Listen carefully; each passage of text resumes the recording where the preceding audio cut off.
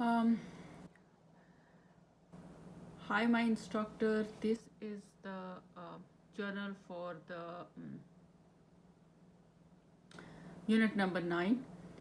So, the primary diagnosis for the patient Nick is medication induced acute dystonia,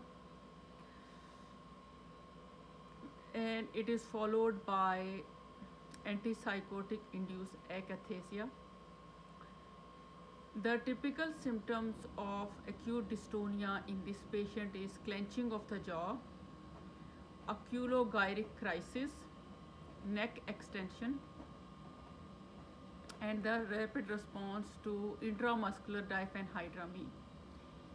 This is very classic for acute dystonia. The later presentation of this patient facing inability to sit still and intense inner restlessness. This is consistent with akathisia. Number 2 question, medication induced movement disorder, and this is the movement disorder which can be induced by antipsychotics. Though the drugs that block the dopamine 2 receptors, they cause extra pyramidal symptoms. They can cause acute dystonia, they can cause akathisia like in this patient, Mr. Nick. They can also cause drug induced Parkinsonism. They can also cause tardive dyskinesia. They can also cause a very dangerous situation which is called neuroleptic malignant syndrome, which is a life-threatening situation. Let's go one by one. Acute dystonia is sudden, it is sustained, it is involuntary muscle contraction. It typically occurs within hours to days of initiating or increasing the dose of antipsychotics. The very common presentation is, which I just mentioned, oculogyric crisis, which is upward deviation of the eyes, trismus, which is this locking of the jaw, and torticollis, which is this twisting of the neck, and laryngospasm, which is also a medical emergency because it can cause the death of the patient. The risk factors for the acute dystonia are very young age, male sex, high potency antipsychotic drugs, rapid dose of escalation if you increase the dose rapidly, or very first time when you give antipsychotics. The treatment for acute dystonia is give the diphenhydramine intramuscular injection 25 to 50 milligrams or intravenous, or benztropine 1 to 2 milligram intramuscular or intravenous. This causes the rapid relief. For the prevention of acute dystonia, you can use an anticholinergic medication like benztropine for several days after the acute reaction. Akathisia, which is the second movement disorder, is a subjective feeling of intense inner restlessness, and you feel a compelling need to move. The presentation is patient pace around, patient marches, patient cannot sit still, patient rocks, sometimes shift the weight, sometimes becomes very agitated, and sometimes you think this is case of anxiety or extreme psychosis, but it's not, it's akathisia. So in this case scenario, when Nick says, I am so uncomfortable that I cannot stay still, and it's very classic of akathisia. The treatment recommendation for akathisia are beta blockers, propranolol, which you can give 20 to 80 milligrams per day.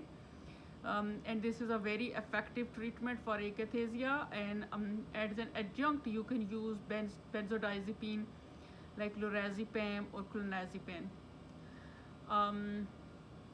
You can also do some additional measures, like you can reduce the dose of antipsychotics, you can switch to other antipsychotics, you can use anticholinergics, which are less effective for akathisia than dystonia. The other side effect is tardive dyskinesia. Tardive dyskinesia is a delayed onset, often irreversible movement disorder. resulting from chronic dopamine receptor blockage. Clinical features of lip smacking, protrusion of the tongue, chewing or motions, facial grimacing, and coriform movements. The treatment for tardive dyskinesia is you give the VMAT2 inhibitors, uh, valbenzine and deutetrabenzene. The additional strategies which you can do is either reduce or discontinue the offending agent, switch to clozapine, which is a low risk, or avoid anticholinergics that can worsen tardive dyskinesia. Risk and benefits of long-acting injectable antipsychotics are: benefits are they improve medication adherence, they reduce the relapse and rehospitalization of a patient, they give the steady plasma drug levels, they reduce the caregiver burden, they have objective confirmation of compliance, there is no compliance issue. Risks are there can be injection site reactions, there is less flexibility in dose adjustments, prolonged adverse effects if side effects occur, and patient can fear or mistrust the injections of patient fear or mistrust of injections. How to promote the medication compliance as a psychiatric mental health nurse practitioner? What strategies you can use? You can always build a therapeutic alliance for a patient. You can provide psychoeducation about schizophrenia and relapse prevention. You can normalize the side effect and address the fears proactively. You can use motivational interviews.